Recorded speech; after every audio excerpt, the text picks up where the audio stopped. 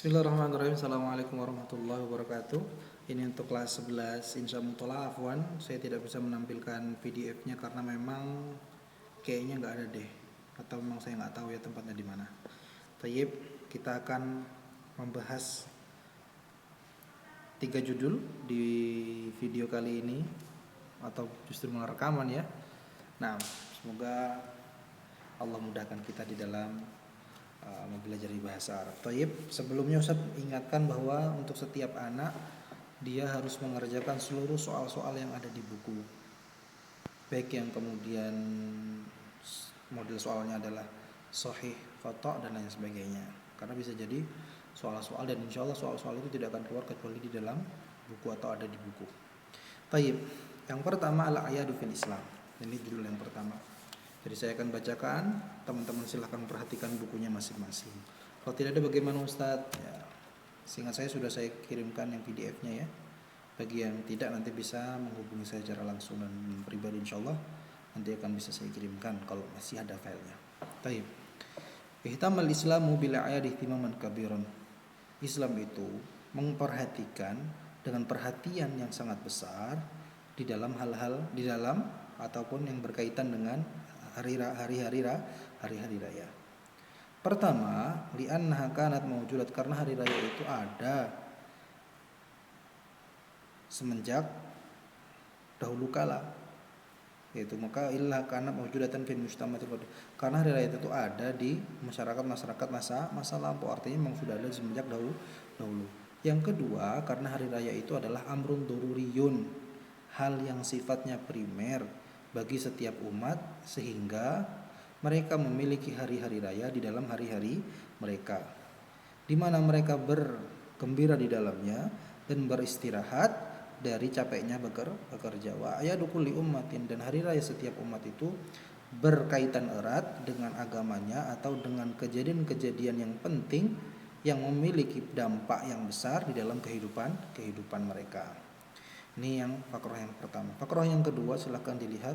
Walakinnal Islam, akan tetapi Islam tidak meninggalkan orang-orang Muslim, berpesta ria di hari-hari di mana mereka berpesta di dalamnya sebelum datangnya Islam. Akan tetapi Islam menjadikan bagi mereka dua hari raya yang berkaitan erat dengan dua ibadah yang termasuk dari ibadah yang paling penting di dalam Islam, dan keduanya adalah Idul Fitri, setelah mereka atau orang-orang Muslim menyelesaikan ibadah kepada Allah di dalam berpuasa dan bergembira dengan berbuka mereka. Dan Idul Adha adalah setelah orang-orang yang berhaji itu melaksanakan rukun yang paling utama di dalam ibadah haji, yaitu adalah wukuf di Arafah. Dan mereka bergembira dengan apa yang mereka lakukan dari ibadah yang dilaksanakan di tempat yang paling suci dan di bumi yang paling suci juga. Di malam kedua hari raya, orang-orang Muslim itu berkata, yaquluna Allahu Akbar, la ilaha illallah, wallahu akbar, walillahil hamd. Dan mereka berdoa kepada Rabb mereka, dan mereka beristighfar dan memberikan atau berbagi kepada orang-orang fakir, dan mereka mulai takbir di dalam hari raya Idul Fitri, dimulai saat mereka melihat hilal sampai kemudian manusia atau masyarakat pergi menuju musola dan sampai imam naik ke atas mimbar. Biqaulihi ta'ala, karena firman Allah, walitukmilul iddata walitukabbirullaha ala ma hadakum wala'allakum tashkurun. Dan dari sunnah ketika hari raya adalah menampakkan kebahagiaan dan saling bertukar doa dengan kebaikan dan saling mengasihi di hari-hari raya. Dan para sahabat Rasulullah Shallallahu Alaihi Wasallam, mereka jika bertemu di hari raya, maka salah satunya sebagian yang mengucapkan kepada sebagian yang lain, taqabbalallahu minna wa minka. Allah telah menjadikan, di fakrah keempat silakan dilihat, Allah telah menjadikan hari raya Idul Fitri adalah kesempatan untuk menampakkan kebahagiaan dan rasa bersyukur kepada Allah atas nikmat dapat melaksanakan kewajiban puasa. Dan sebagaimana juga Allah mengikat puasa itu dengan Idul Fitri, Allah mengikat haji dengan Idul Adha. Maka di dalam puasa itu ada rasa lapar, ada rasa menahan, ada larangan untuk hawa nafsu dan pribadi kita atas apa-apa yang telah terbiasa yang dia lakukan dari memakan makanan atau meminum minuman. Maka jika dia kemudian memenuhi perintah Allah dan mengerjakan seluruh kewajiban puasa secara lengkap, maka bahagialah dia saat hari raya dengan disebabkan karena mampu mengerjakan rukun yang besar, yang mulia daripada rukun-rukun Islam, dan kembalinya kebebasan di dalam memakan makanan kepada mereka. Maka hal tersebut adalah kebahagiaan dari kemenangan atas hawa nafsu dan juga taat kepada Allah dengan menjalankan apa yang disyariatkan. Dan dari pemandangan dan dari ciri-ciri kebahagiaan di dalam hari raya Idul Fitri adalah memberikan kebahagiaan kepada orang-orang fakir dan orang-orang miskin dengan cara memberikan mereka zakatul fitri sebelum sholat Id. Dan di hari Idul Adha adalah sebagai bentuk partisipasi kita bagi orang-orang yang menunaikan haji di dalam kebahagiaan mereka dengan nikmat Allah. Allah Subhanahu wa taala telah memanggil mereka untuk melaksanakan ziarah ke Baitihil Haram, ke rumahnya Al-Haram. Maka mereka menjawab panggilan itu dengan bersegera-gera, meninggalkan keluarganya dan rumahnya dan bersedia untuk menanggung dan mengorbankan seluruh kemampuan dan harta di dalam melaksanakan hal tersebut.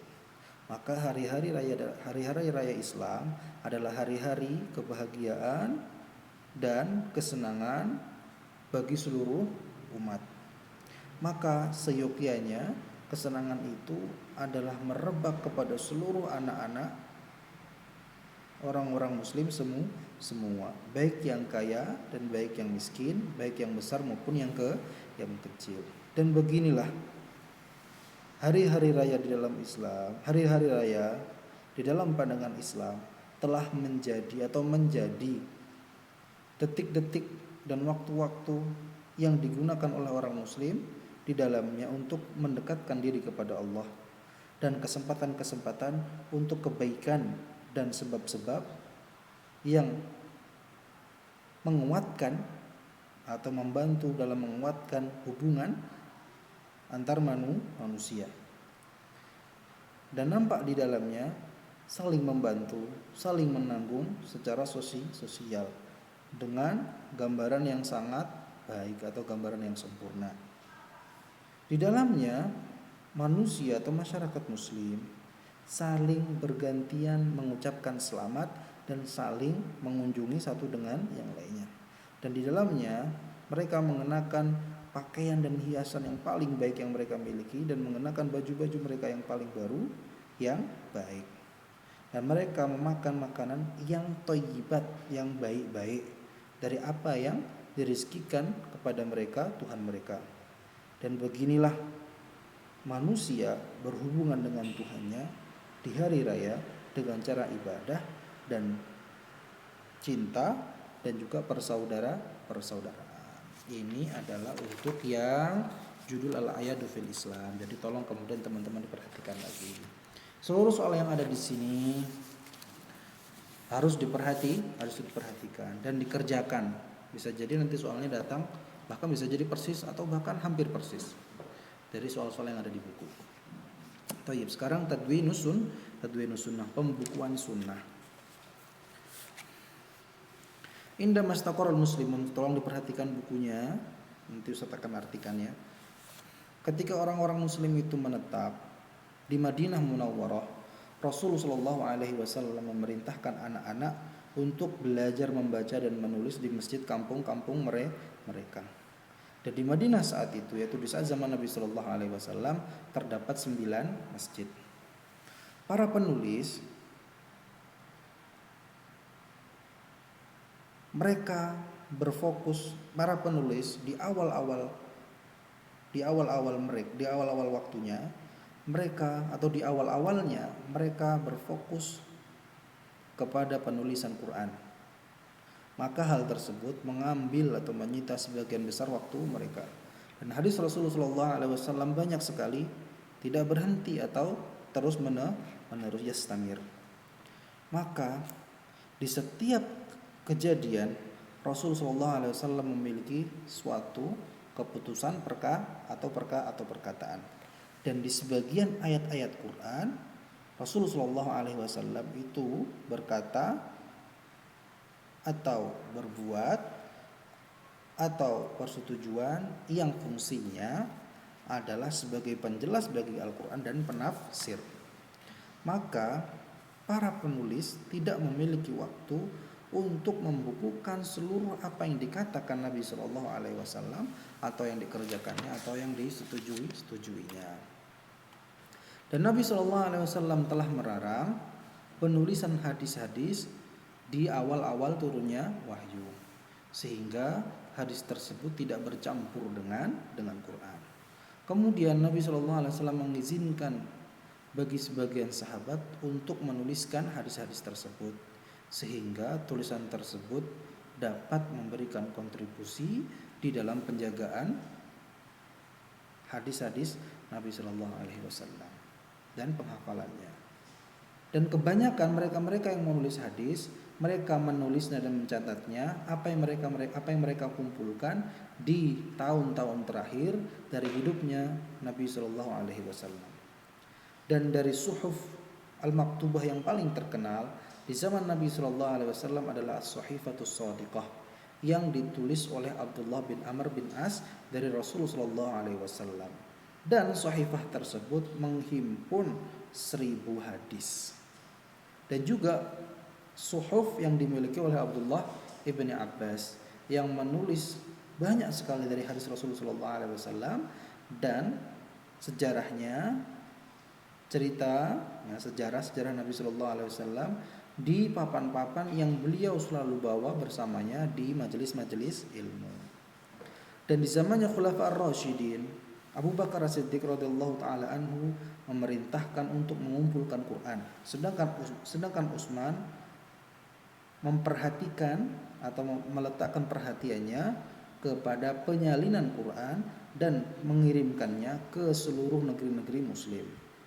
Mereka belum menuliskan hadis-hadis sehingga manusia tidak tersibukkan dengan hadis-hadis lalu melupakan atau lalai dengan Quran. Dan para tabi'un sampai dengan akhir abad pertama Hijriyah, mereka masih memiliki halangan di dalam menuliskan sunnah, sampai datanglah Khalifah Umar bin Abdul Aziz yang meninggal pada tahun 101 Hijriyah dan memerintahkan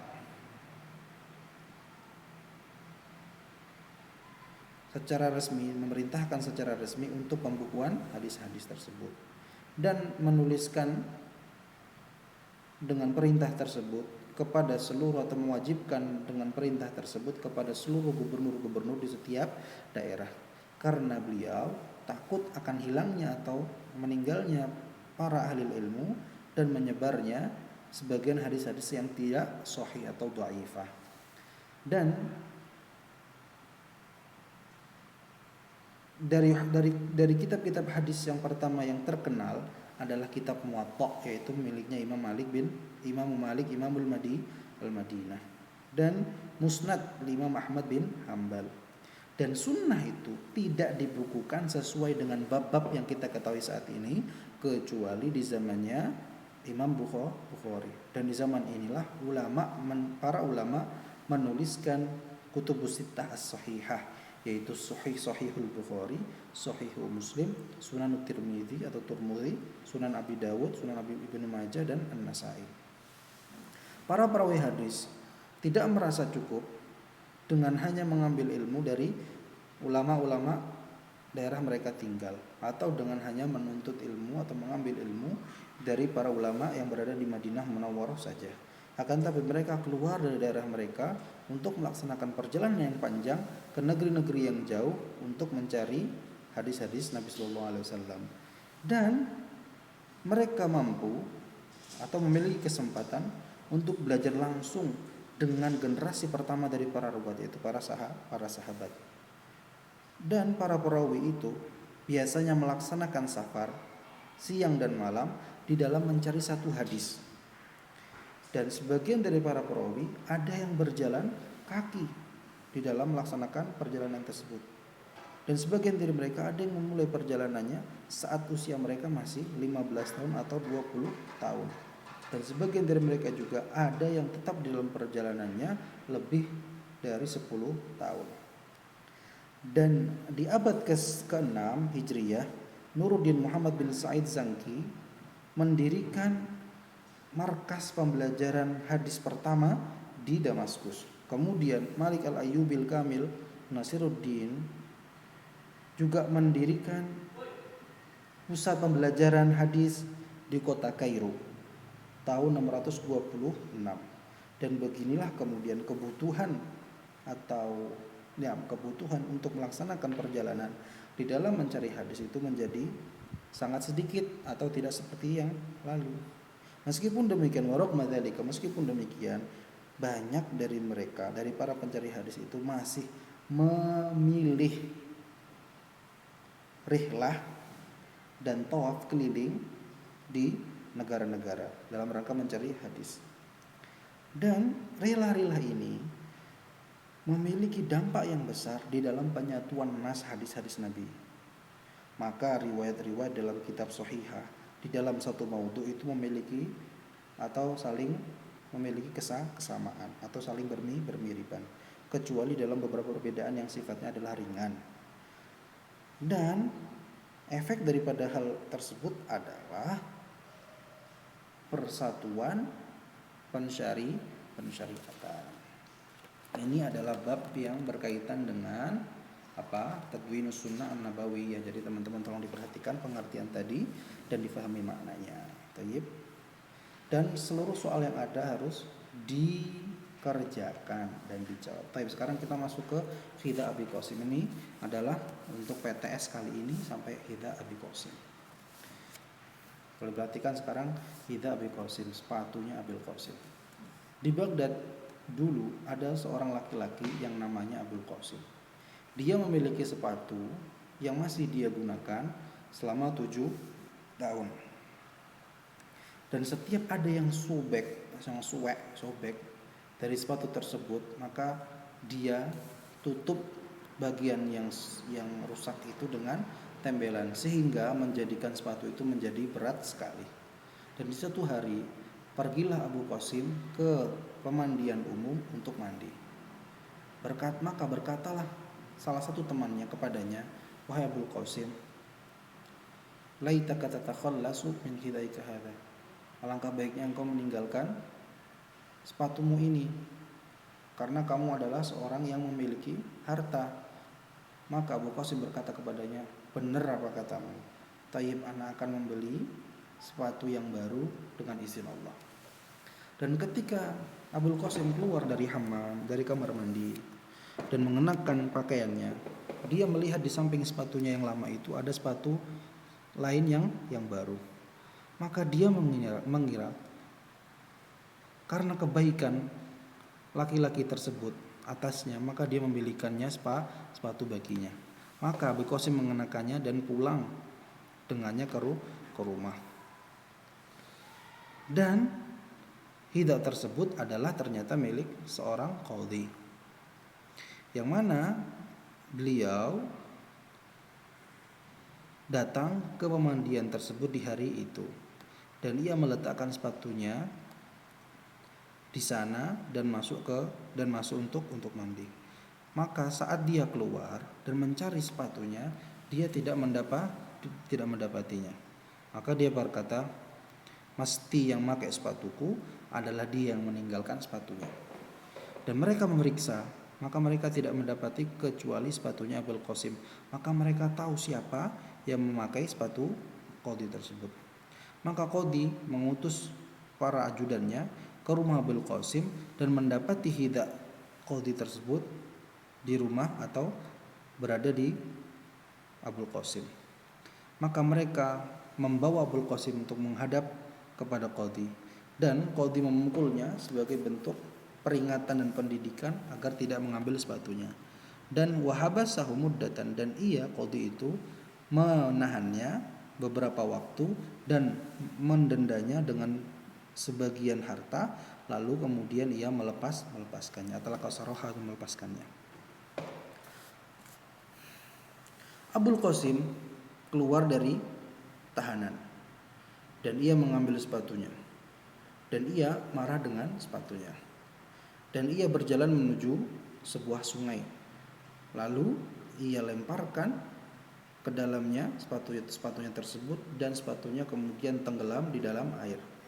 Maka datanglah salah satu nelayan dan melemparkan jaringnya, dan ternyata dia mendapati sepatu tersebut ketika dia mengangkat jaringnya. Dan ketika dia melihatnya, dan ketika si nelayan tersebut melihatnya, maka dia mengetahui siapa pemilik sepatu tersebut. Dan dia mengira bahwasanya sepatu tersebut telah jatuh dari Abul Qasim dan masuk ke sungai. Maka dia membawanya ke rumah Abul Qasim. Dan ternyata ketika dia bawa sampai rumah Abul Qasim, dia tidak mendapati Abul Qasim. Maka dia melihat jendela yang terbuka dan dia melemparkan sepatunya melalui jendela tersebut ke rumah Abul Qasim. Dan sepatu tersebut tepat mengenai hizanati zujjaj, almari yang terbuat dari kaca. Maka sepatu tersebut memecahkannya. Dan datanglah Abul Qasim dan mengetahui apa yang sedang terjadi. Maka ia menampar wajahnya sendiri dan mulai menangis dan melaknat hidaknya atau sepatunya. Abul Qasim di suatu malam dia menggali sebuah lubang dan menguburkan sepatunya di dalamnya, dan wayartahu minhu, dan dia merasa bebas dari sepatunya. Maka tetangganya mendengar suara galian. Maka mereka mengira bahwasanya ada seseorang yang ingin menghancurkan rumah mereka. Maka mereka melaporkan perkara tersebut kepada hakim. Maka hakim mengirimkan ajudannya kepadanya dan membawanya untuk menghadapnya. Maka hakim berkata kepada Abul Qasim, bagaimana kamu berusaha untuk menghancurkan dinding rumah tetanggamu? Dan hakim tersebut akhirnya menahannya dan tidak melepaskannya kecuali setelah ia didenda dengan beberapa uang. Abul Qasim naik ke atas atap rumahnya dan dia letakkan sepatunya di sana jauh dari pandangan manusia.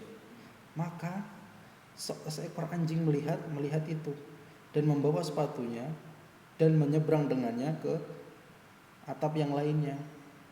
Maka jatuhlah sepatu itu dari gigitan anjing dan mengenai tepat di kepala seseorang laki-laki, dan sepatu tersebut melukainya dengan luka yang sangat parah. Maka mereka melihat dan mencari siapa pemilik sepatu ini. Maka mereka mengetahui bahwasanya sepatu tersebut adalah milik Abul Qasim. Maka mereka melaporkan perkara tersebut kepada hakim, dan hakim menghukumi kepadanya untuk membayarkan beberapa harta bagi yang terluka dan berkewajiban untuk menanggung seluruh biaya pengobatannya. Dan saat itulah habis seluruh harta Abul Qasim dan tidak tersisa sedikit pun baginya. Akhirnya Abul Qasim mengambil sepatunya dan berjalan dengannya menuju Qadhi. Dan dia berkata kepada Qadhi, aku menginginkan darimu, wahai Maulana Al-Qadhi, agar untuk menulis di antaraku dan di antara sepatu ini adalah mubara'ah syar'iyyah. Mubara'ah syar'iyyah, kebebasan secara syariat. bahwa sepatu tersebut adalah bukan bagian dariku dan aku bukan bagian daripadanya, dan bahwasanya setiap dari kita adalah terbebas dari yang lainnya, dan bahwasanya apapun yang dikerjakan oleh sepatu ini aku tidak bertanggung jawab atasnya.